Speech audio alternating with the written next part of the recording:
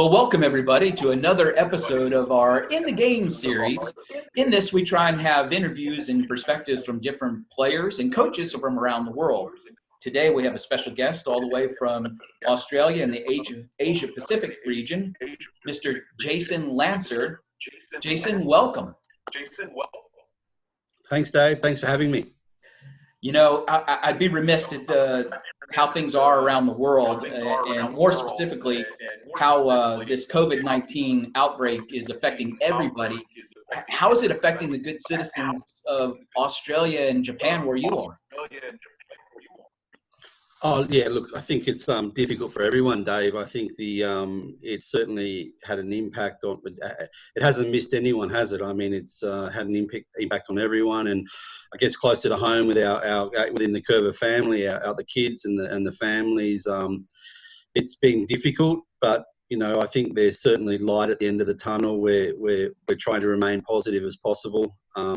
Both Japan and Australia, for example, we're fortunate we're on islands, so the governments have put the proper procedures in place, and you know, we're trying to stay vigilant and work through this, you know, as a community. Interestingly, there was a statistic in Australia that when this came out and the government put restrictions in place, 98% of Australians have followed the government regulations, which what has happened from that has had a significant decrease in the COVID-19 outbreak, which was staggering. I mean, I'm amazed that 98% of the population would follow that, and they have done, and it's been proved to be quite successful.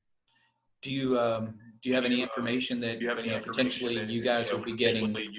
I know here, I can't speak for there, but here we've been under isolation and safe distance from everybody. Everybody's pretty much sequestered to their homes, and businesses are closed that are not essential. That seems like in the near future, maybe next 30 days, that might be loosening up. What is happening there?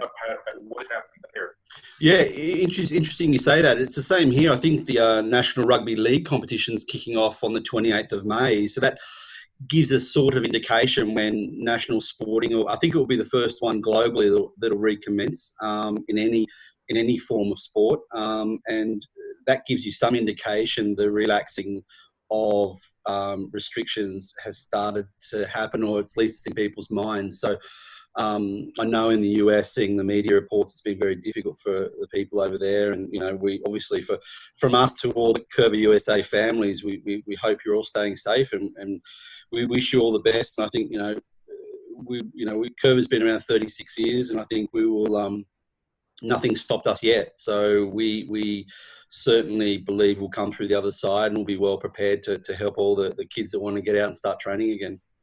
Well, with that said, I'm going to have to move to the glass up here. You have a storied career in futsal, representing the Australian national team 36 times. Why futsal? I guess, if I'm totally honest, the outdoor form of the game probably didn't suit me. So, but I think it just seemed to click with me. I started when I was 12, and it had a rapid rise in it, and dedicated. I made it a clear decision. I think it's very difficult to be at an elite level in both the outdoor form of the game and futsal. I think it's a different discipline of football, and I think that I had to make that choice early, and I did that very early on at 12, 13, representing Australia at 14, and then started travelling the world with the national team. And I think the youth national teams all through South America, then the national team from, I think it was national men's team from 91 through to 97, I think, from memory. And it just seemed to sit well with me, and I really bought into the different discipline of football, I guess. And the rest was history, but it certainly gave me the opportunity to travel the world. And I liked, I guess, that format. That's the best way I can put it. I like that format of the game. All right, I can appreciate that. But also, I think you're being a little coy. You also participated in a couple of World Cups, correct? I was in the 92 World Cup squad, 96 World Cup squad. I didn't end up going to Spain. I was in the 2000 World Cup squad as assistant with the national team in Guatemala. But during that time, I played in the Mundialito, which was the mini World Cup in Brazil. They built a stadium on the Copacabana beach.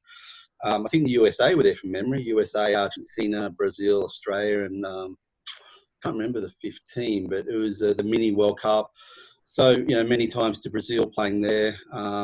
And yeah, I think I had a decent career, I guess, in futsal, and there was a chance that I was going to come over to the US and play with I think it was the Anaheim Splash at the time. There was in the major indoor soccer league, I think it was called back then. I'm not sure if it's still around, but certainly that was appealing as a young futsal player. But that was a different discipline again, off the wall with a bigger ball. That didn't eventuate, but certainly played in the National League in Australia, and it was a very appealing game for me, and I think I liked that it was indoors, a bit more comfortable than playing outdoors. So, yeah. But do you feel that futsal is an important part of player development? I think no question. Maybe I should have said that earlier. The fact that I like the fact that you have the ball at your feet a lot more, and you're having more touches on the ball. So therefore, I found that more appealing than in an outdoor game. I don't remember what the stats are, but 90-minute game, you might have the ball 2 or 3 minutes. I can't remember what it is, but certainly futsal, you have it, continuously. So I think that the futsal, particularly in Brazil, I think they play futsal up until 13, maybe 14 years of age, and that they don't generally play outdoor football until that. They move from five-a-side to outdoor football, and I think it's played a significant role in those countries, and you can see the success they've had over a long period of time, and futsal's played a role in that. I look at Asia now, and particularly countries that aren't your predominantly, global powers in football, so the European nations, for example, but certainly the Asian countries that maybe have realised it might be difficult for them to be on the world stage in a World Cup, a FIFA Outdoor World Cup, certainly have seen an opportunity for their nation to be represented in the indoor form of the game being futsal. So your countries like Vietnam and Thailand, for example, have certainly invested a lot in the futsal game. The national federations have, and those countries now are doing extremely well. I think it was Iran or Iraq at the last World Cup. They made the final or semi-finals. Egypt for a period of time. So the Middle East, it's a very, very popular form of the game. And these nations have realised they can possibly not only participate in a World Cup, but win a World Cup in futsal, as opposed, would they do it in the outdoor form of the game? Maybe, maybe not. So it's interesting, the investment, and particularly in Asia with a limited space in a lot of countries, it's easy to play a futsal game on a little tennis court or a basketball court. So the game has really flourished throughout Asia, and you will see in the next World Cup, I think more Asian countries being more dominant. Okay, awesome. And obviously you've explained some of this, but what do you like best about the futsal game? Yeah, as I said, I think the fact that you have more touch on the ball, you're involved in the game a lot more. I like the technical difference in the game. I think that the close ball control, you can't hide in futsal. I mean, you get found out very, very quickly. That 5v5 small court. I think you really, if you want to play at that elite level, your technical development or your technical ability has to be at an extremely high level. I can remember we played in, it was called the Taça de Fortaleza up in the north of Brazil. And it was the 5 best club teams in Brazil. And we were invited as a guest country to play in this tournament. And you get a feeling of where you need to get when you play against Brazilians of that level. And I mean, we played against a club team called Impacel, and I don't remember touching the ball in the game. I mean, these guys were at a different level, but it was motivating. That was motivating. I thought, well, we've got some work to do here, yeah. So yeah, I like the more touches. I like the involvement. I like you are full on the whole game, and that's what I like. Yeah. So with that said, who's maybe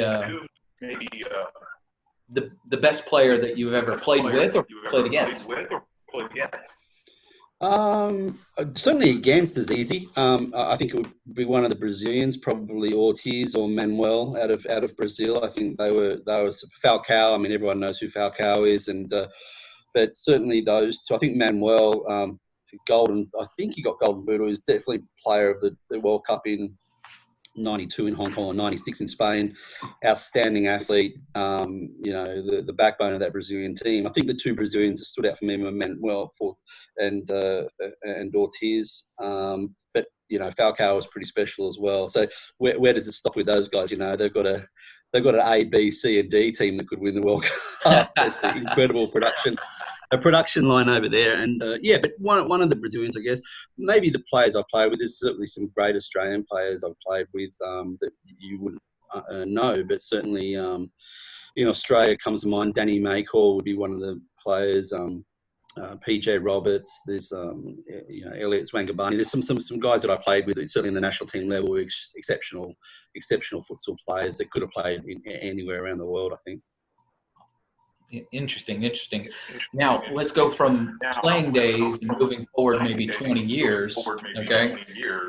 You've been involved with Coerver coaching in different roles, mainly in Asia Pacific, but not all there. So what is your current role? My current role is Vice President of Coerver Coaching in Asia Pacific. So that is quite a large region. It's 2/3 of the world's population. It starts out in the Middle East, Syria, Lebanon, Turkey, all the way through Asia, including India, China, and Southeast Asia, through to the Pacific, out to the South Pacific. So yeah, it's a large geographical region, but also population-wise, it's like I said, 2/3 of the world's population, and it keeps me busy, Dave. It keeps me busy. Yes, it does. But yes, you have an involvement with Coerver, and you've had it for a number of years. But why? Why are you involved? Yeah, good question. I think well, like a lot of Coerver kids or guys that are involved in the Coerver program now, maybe at a coaching or management level. I recall watching the New Era tapes back in, I think New Era came out 96, 97, and I was fascinated by it. I remember watching the old videotapes in the 80s and then New Era. I thought, this really appeals to me because I had a futsal background. I saw the synergy between futsal and Coerver. I mean, it was a no-brainer for me. And a lot of those practices we would have done through our national team training program. Maybe not, it wasn't Coerver, but similar types of training methodology. So the synergy for me was very, very close. And I think, with Alfred and Charlie, our co-founders, their mission statement to make, the game as accessible, Coerver is accessible to as many players and coaches and parents as possible, and doing good things for kids, and improving not only their game or their ability, technical ability, but also their life. I thought, no, I really buy into that.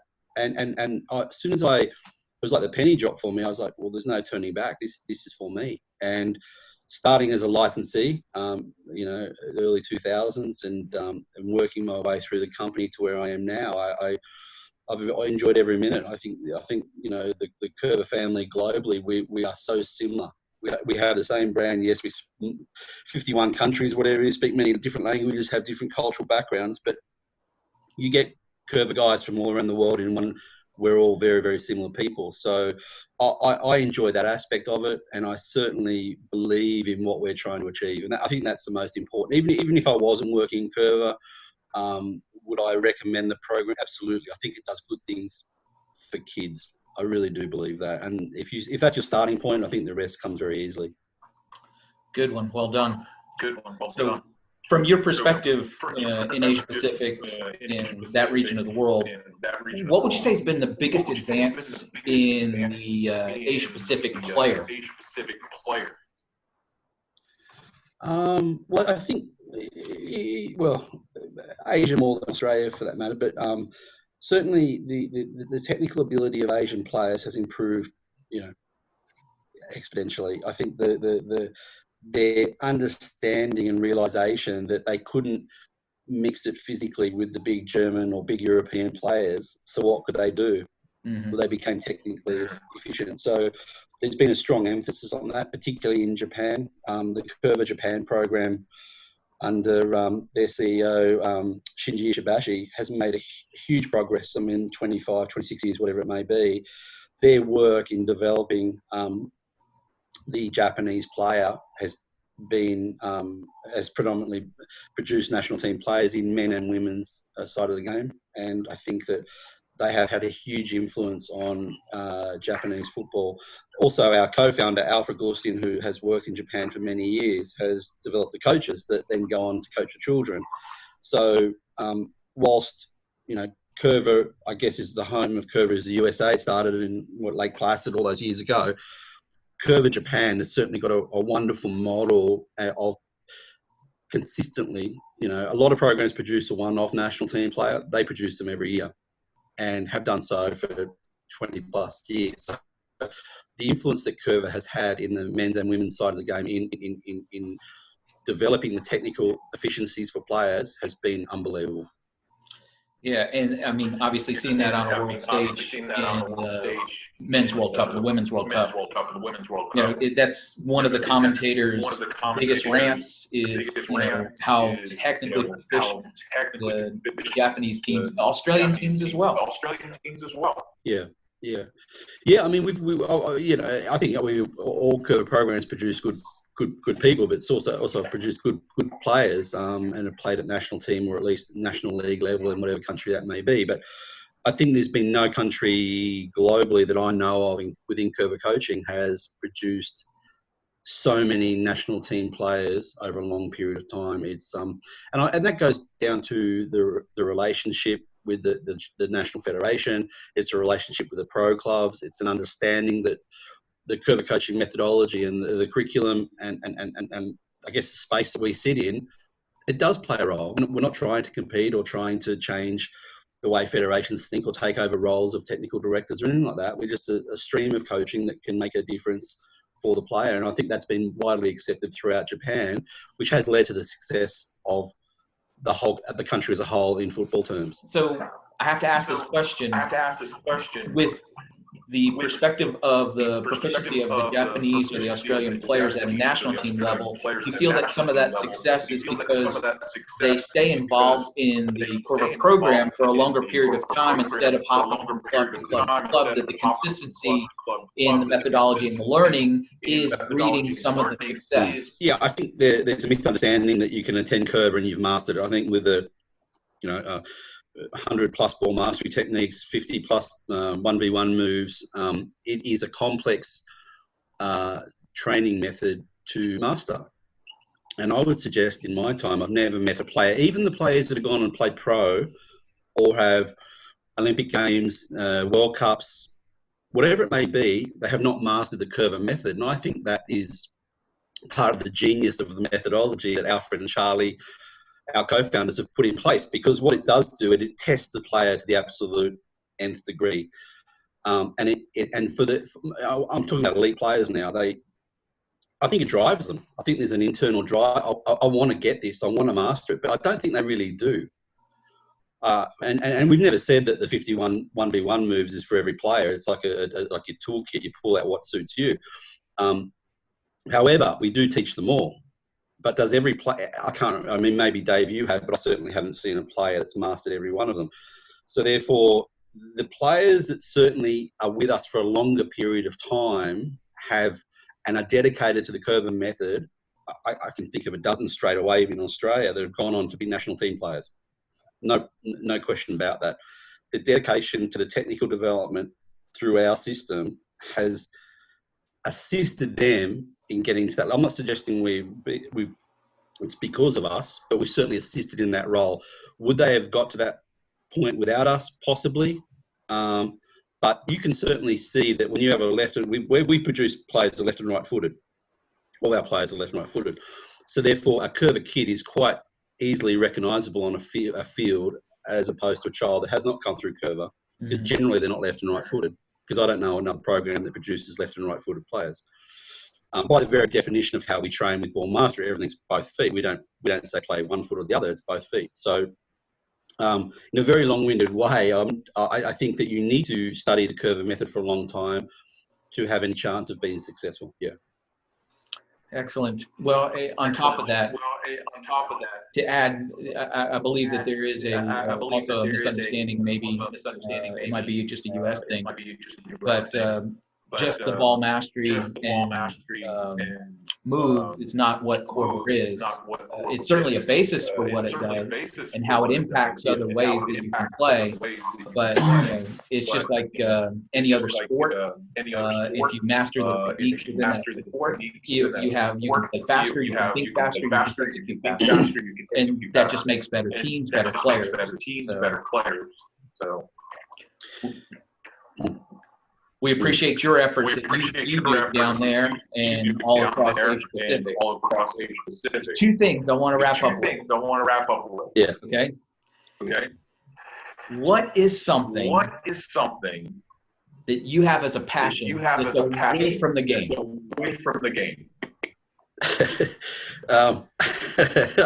Actually, I don't have any. All I do is Coerver coaching. But I need to get something. I mean, I don't know what to say. I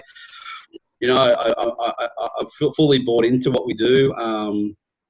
I think we do the right things for the right reasons to start with before the business kicks in. So therefore, I don't know, Dave. I would like to, maybe I can go with Simon Whitehead and do some fishing one time up there, or hang out with Cello and I don't know. I don't know what these guys do in their private time, but I'm fully engrossed in what we do. It's a big effort by all of us, and I can see we're making huge inroads globally, because as you asked me earlier about about the COVID-19, and I alluded to the fact that in 36 years we've been through a lot and nothing stopped us yet, and I think that comes down to great leadership from Charlie and Alfred. I think the consistent, ongoing, I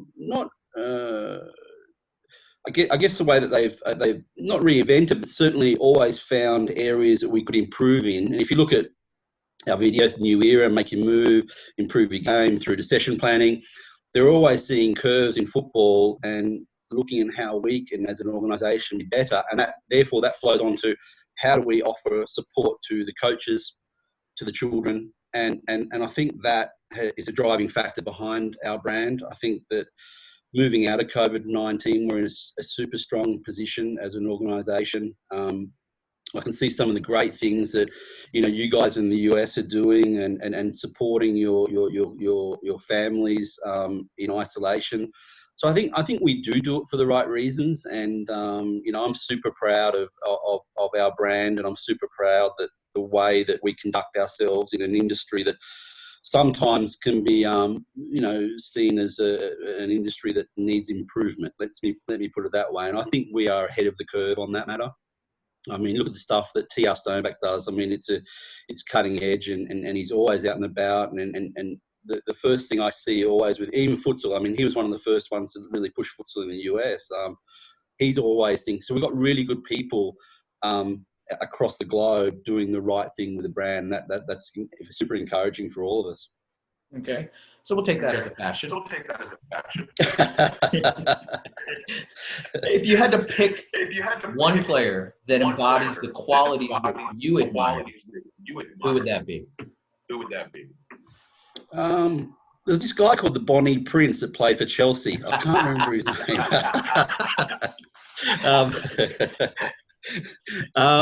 You have to elaborate on that for all of your listeners, because they won't know what that is. Okay, so the Bonnie Prince, good autobiography written by Charlie Cook. It's probably sold out now. You probably can't even buy it. So it was so successful, the release. He's probably had a rerun already. But Bonnie Prince was our co-founder, Charlie Cook, who was legend with Chelsea. I think he was a FIFA All-Star 11, top 3 Chelsea players all time voted. I think that's right.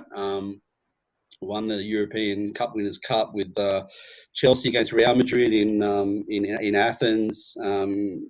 20 plus games for Scotland. I mean, outstanding player in his time, and we're extremely fortunate to have him as our co-founder. And but I can't say he's my favourite player because I didn't call him little before my time. But I don't know, mate. It's a good question. I like any player that has the attributes that we teach. That's the best way I could.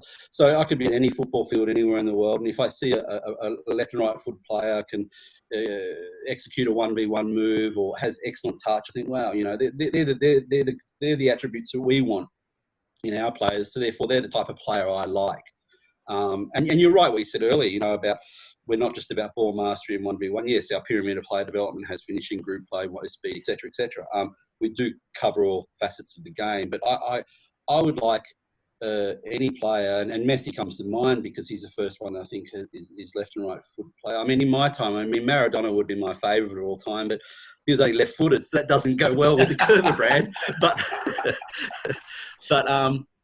you know, Harry Kewell came out of Australia. Once again, only a left-footed player, but he was probably one of the first Coerver kids that did very well at Leeds and then Liverpool. And but yeah, to answer your question, any player that has the attributes that we teach is for me spot on. Well, Jason, you've been so gracious with your time. You know, we understand that, you know, here clear across the world, this has been fantastic for us to discuss these points. I do appreciate, in all sincerity, I do appreciate you for your efforts and what you do for the corporate coaching brand in the Asia Pacific area. I admire what you guys do.